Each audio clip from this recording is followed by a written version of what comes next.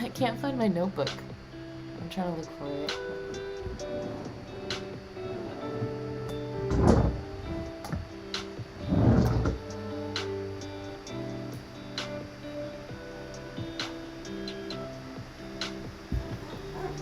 Let's see.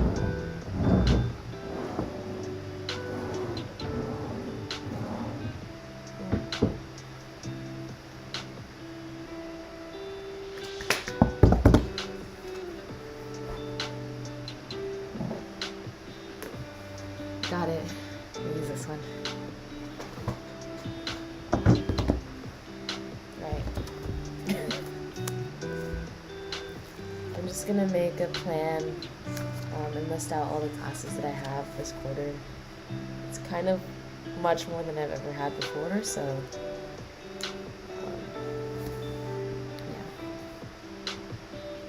yeah. 20 units.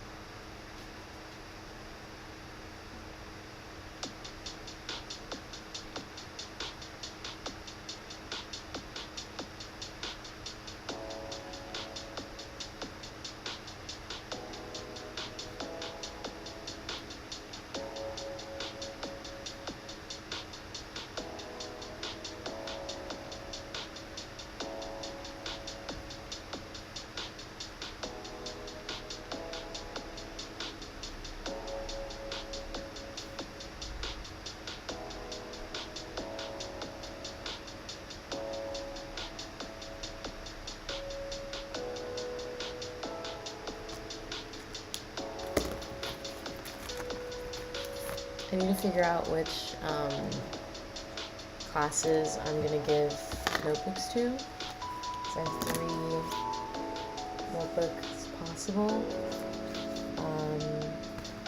I have 2 art classes, which do have a lot of readings, but I think I'm going to do the notes for them in my sketchbook, which I also have, and then I'll use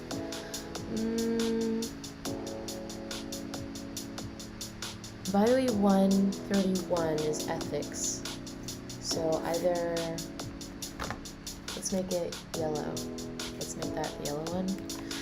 Bio E51 is anatomy, and anatomy I associate with pink, because muscles, so it'll be pink.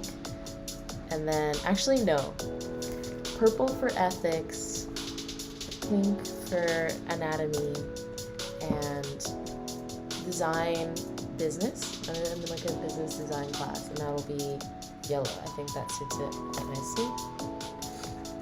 Okay. At least then I know.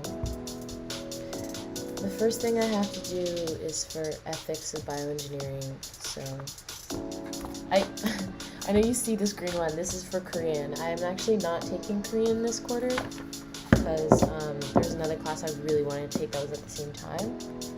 But I'm still going to be self-studying because I have textbooks, so don't worry, I'm not giving up on learning Korean. I'm just taking it a little slower. Alright. Oh, I already started taking notes. What did I do in here? Pre-watch lectures on Canvas. 8 writing assignments. Perfect! I'd already taken notes on ethics of bioengineering in these books, so I was thinking ahead.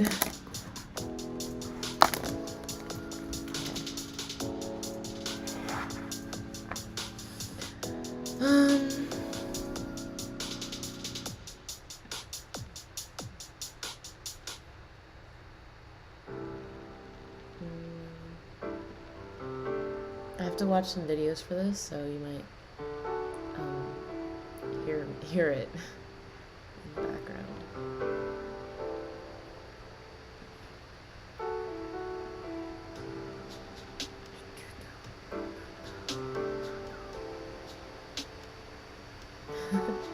It's kind of weird, isn't it? Right. We are now recording. Hi, my name is David Magnus. Hopefully Stanford doesn't give me My name is any, Russ Altman. This is Bioengineering 131, Ethics and Bioengineering. trouble for having the lectures in the background. Going to the blackboard, David.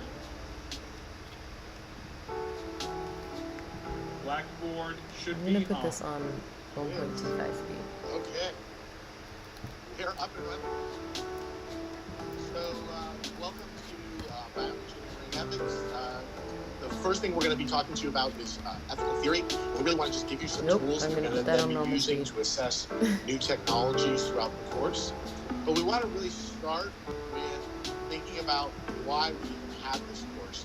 Because a lot of common views about ethics and morality would make the idea of a course nonsensical. And in particular, there's a view or a theory that or a set of theories that are sometimes referred to as in philosophy as moral relativism. Now, there are 2 different forms of moral relativism. I'll let you get caught up. Never wait for me. Just keep going, David. Okay, let's go. Okay, moral relativism.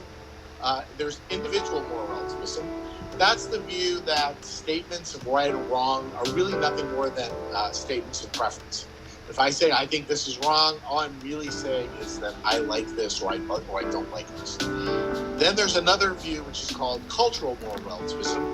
This is the idea that statements of right and wrong are really just expressions of whatever the majority of society thinks is correct.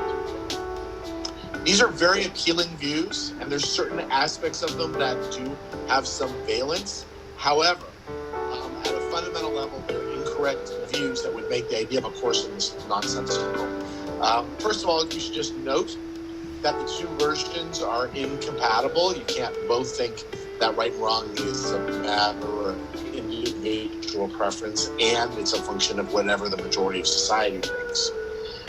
More importantly, if this view was true, either of those views were true, you could have no such thing as legitimate moral disagreement. If individual relativism is true, then there's no contradiction in one person saying, I think what Dr. He did was morally correct, and somebody else saying, I think what Dr. He did in China was morally incorrect. There'd be no contradiction because they're just stating their preferences. One person says, I like chocolate ice cream, and another person says they don't like it. There's no contradiction there. When it comes to the cultural relativism, there would also be no reason for having any real arguments because it would be decided by a poll, right? He did was that right and wrong is that would make the idea of a course nonsensical. There are incorrect views that would make the idea of aspects of them that do have some valence. However, at a fundamental level, there are incorrect views that would make the idea of a course nonsensical. First of all, you should just note that the two versions are incompatible. You can't both think that right and wrong is a matter of individual preference and it's a function of whatever the majority of society thinks.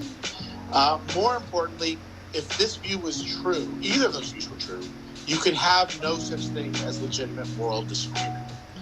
If individual relativism was true, then there's no contradiction in one person saying, I think what Dr. He did was morally correct, and somebody else saying, I think what Dr. He did in China was morally incorrect.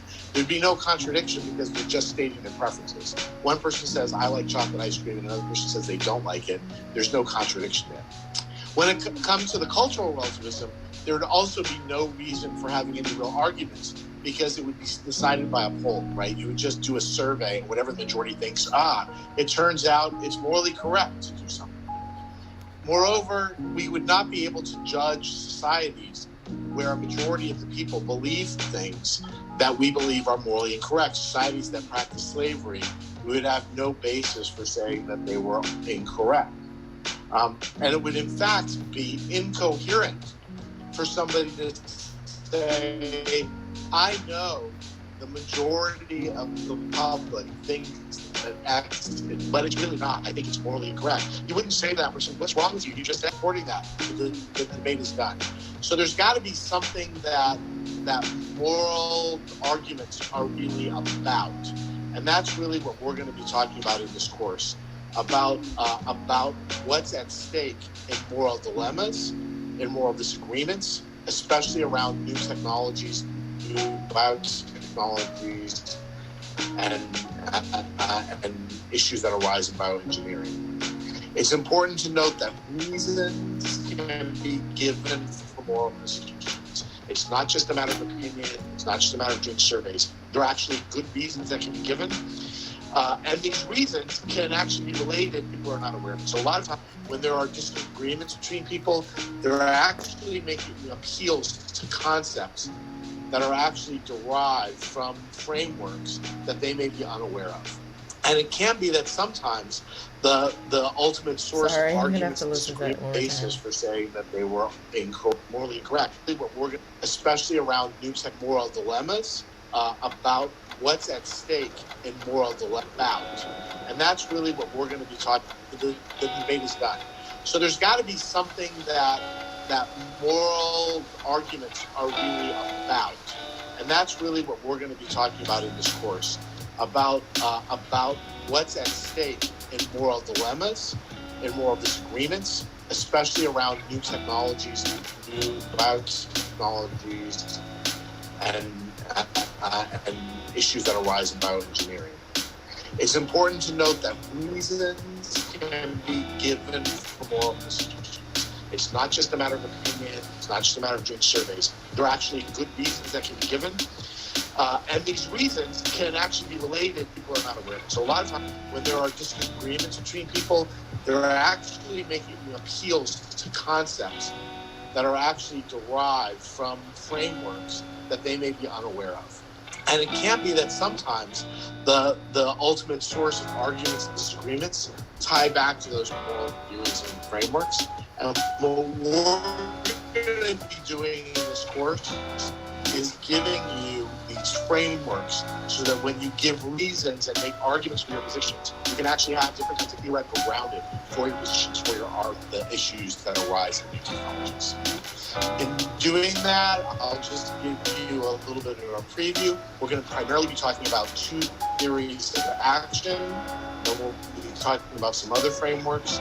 The two theories of action that we're going to be primarily talking about are utilitarian.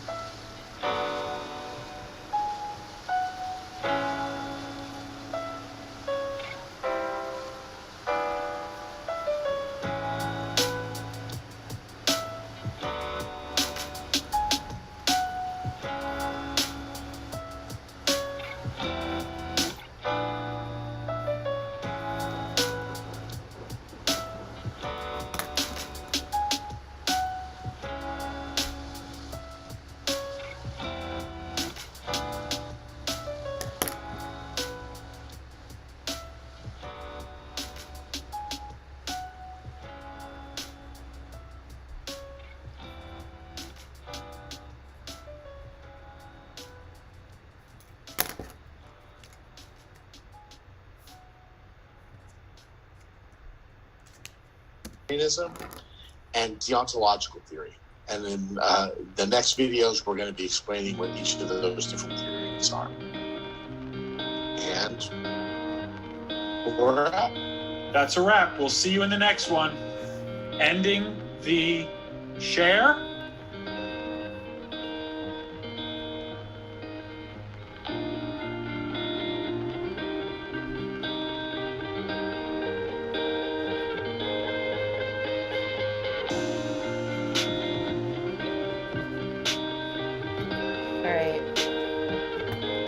Finish the first video. This is what my notes look like. Hold on, let me see if you can see that.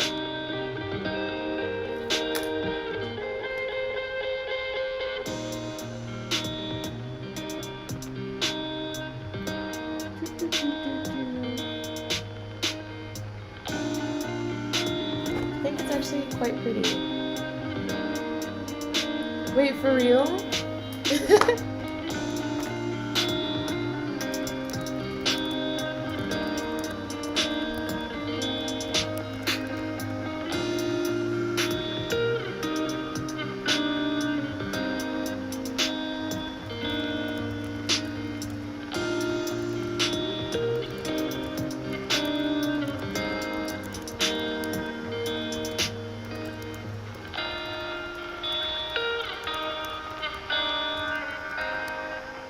That's cool.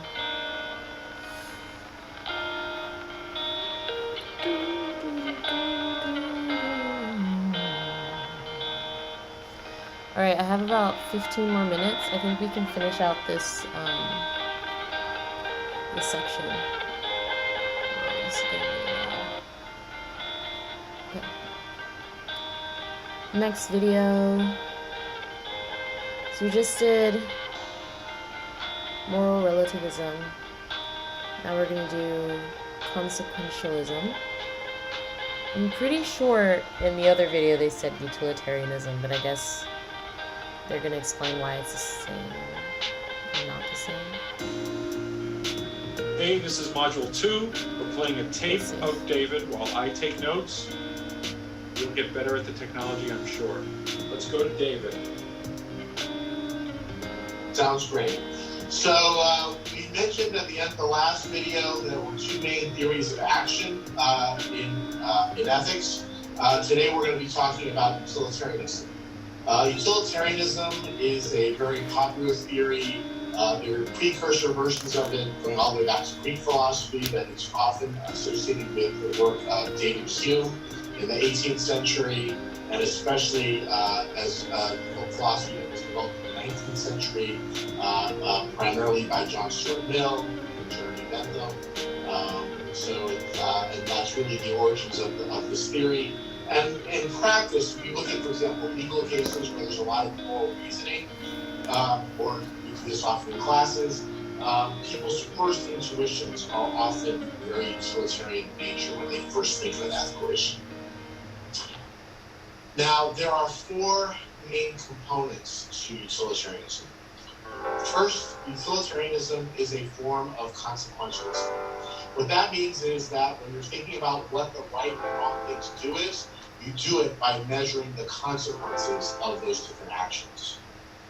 Second thing, and this is probably the single most important aspect of utilitarianism, is that it's a theory that says that the right thing to do is to maximize the good over bad consequences. So you're trying to maximize the good and minimize the bad consequences of different actions. The third thing is that is required if you're going to maximize good or minimize bad consequences. You need a non-moral theory of the good to know what the good thing is that you're supposed to be maximizing. There are different versions of utilitarianism depending on what moral good you're trying to maximize. For Mill and for Bentham, they were sometimes called hedonistic utilitarians. They thought that you were trying to maximize pleasure and minimize pain.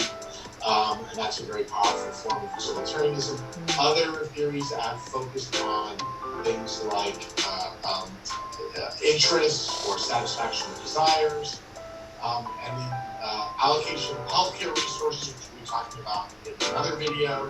Utilitarianism is often about life years gained or quality adjusted life years gained. David, what do you mean by non-moral theory of the good?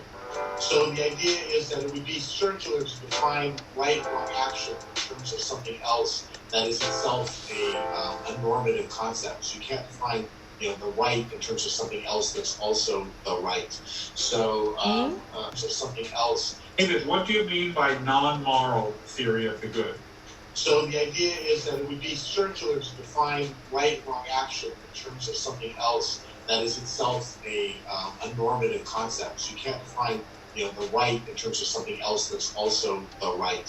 So so the idea is that it has to be a non-normative or non-moral notion of good. That's the thing that you're maximizing. So whether that's quality adjusted life years or qualities or pleasures or pains, it's just the thing that you're maximizing. So you have to have a theory of that to have utilitarian theory. And so these examples are all examples of things that basically establish a currency of what you're trying to measure in terms of the good and the bad. Exactly. It's the thing that you're maximizing in utilitarianism. The other thing that makes utilitarianism is a consequentialist theory. But what makes utilitarianism is especially that it involves maximization of the good and that every being counts equally. You count everybody the same in utilitarianism. In contrast, we'll talk about this in another video, but if you think that you want to maximize the good over bad, you want to put a little bit more weight on some individuals over others, then that would be a non-utilitarian consequentialist theory. So if they're not equal, it's not utilitarian. Correct. So my pain, your pain, everybody's pain counts equally for utilitarianism. So there are several versions of utilitarianism.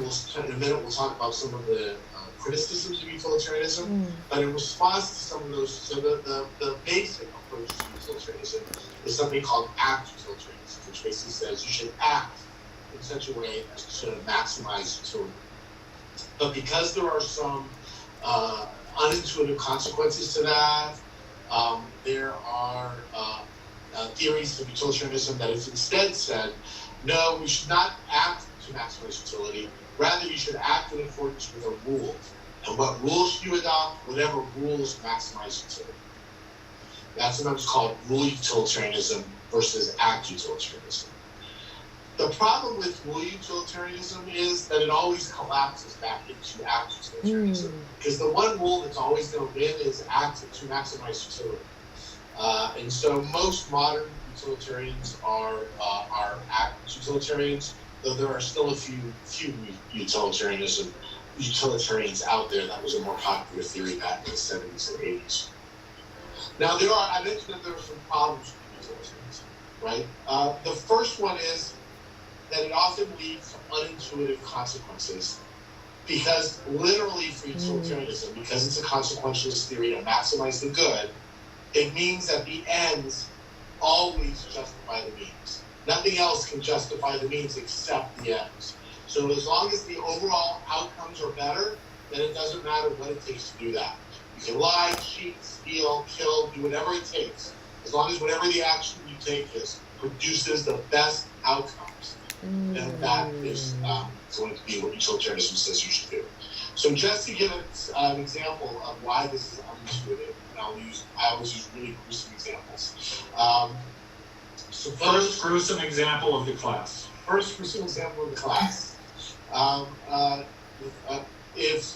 Suppose there's a terrorist attack being planned, and we have reasons to believe that dozens, maybe hundreds of people will be killed, and we want to find out this information from the terrorists.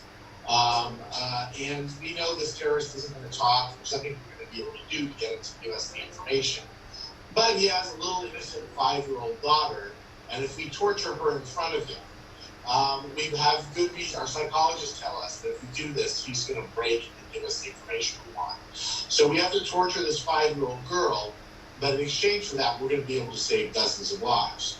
For utilitarianism, this would be justified as long as the amount of suffering that is avoided by avoiding the terrorist attack outweighs the suffering of the little girl.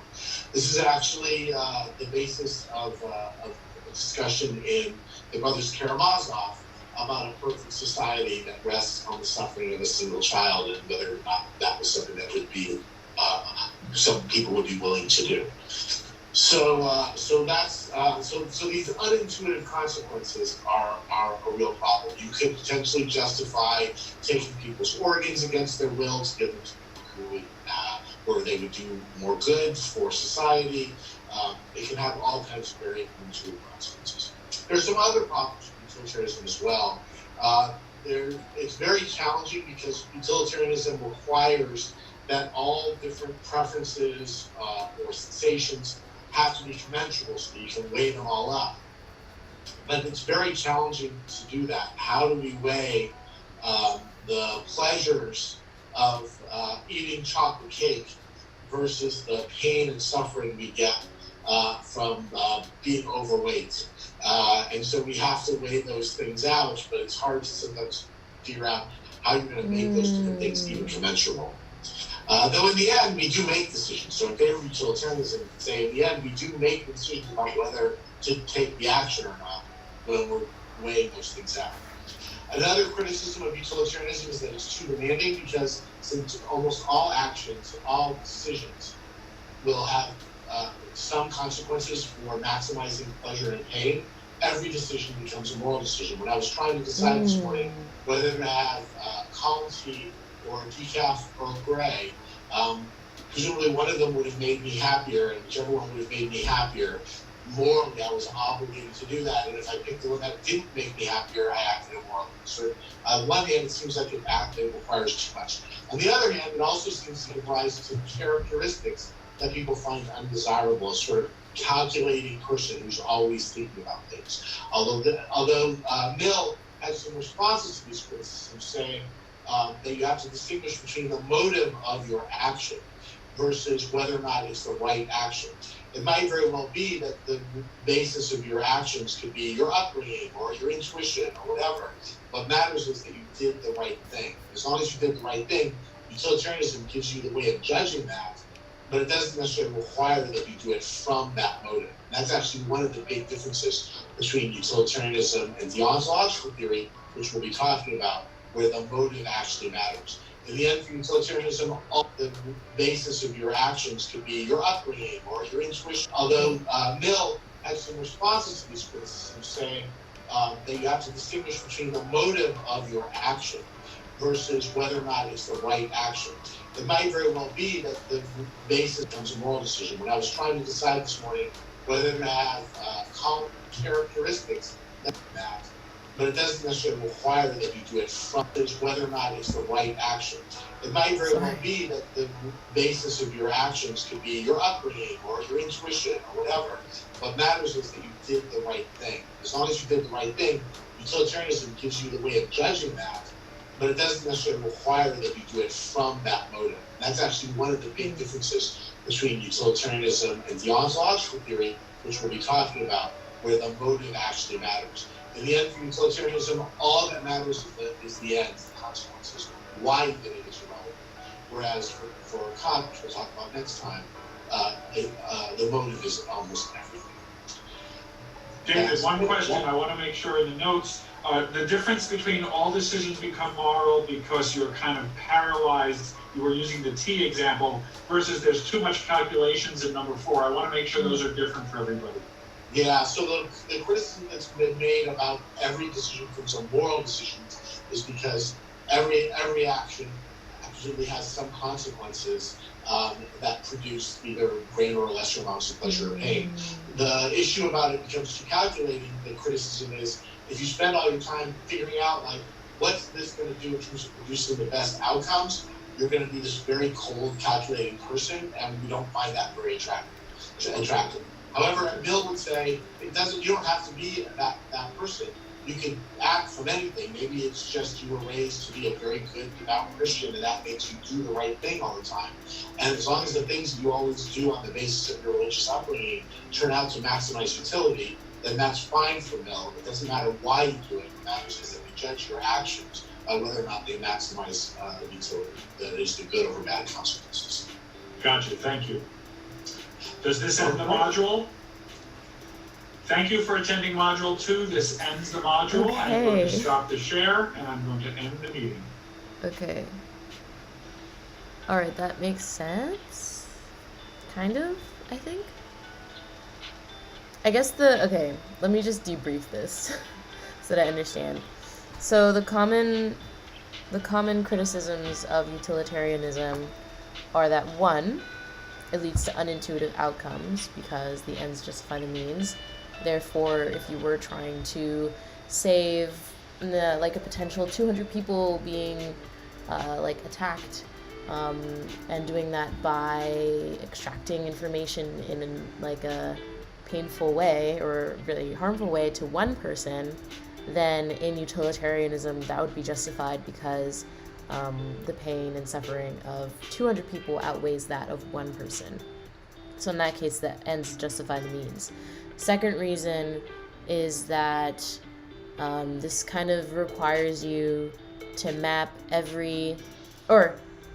not all ends and all decisions map to the same type of currency that they talked about before. So like pleasure versus pain, not necessarily like eating a cake might not map the same way to like the consequences of eating a cake. Like, can you even measure those things in the same realm? The third one is it turns every decision into a moral decision, which means that, every single action that you take has a consequence. So that is definitely one thing, even though like not every decision you make is a moral decision necessarily. And then fourth is that you could become a very, very calculating person in terms of now you're kind of paralyzed. No, I think I'm mixing them up a little bit, so I might have to rewatch that part again.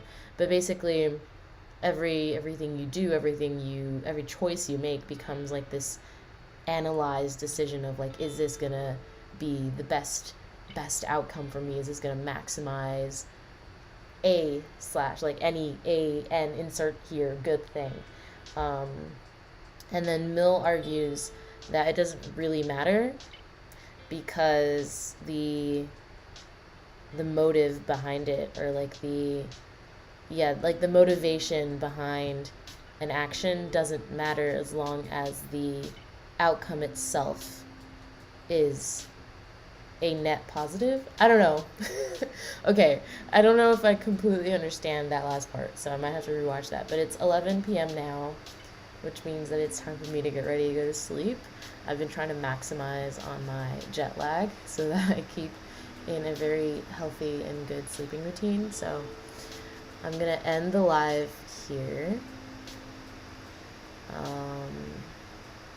Yeah, that's it for now. This is the first time I've done a study with me, but I've noticed that it's been very productive. I did none of the things that I've written up here, but that's okay. That I can say that for next time. Anyways, thank you all for being here. We've had 25 people stop by, so that's pretty exciting. All right, I will see you all later. And I just posted a new video, so if you want to check out that video, then head to my channel and see that. I just moved to campus, so I'm really excited. All right. Bye.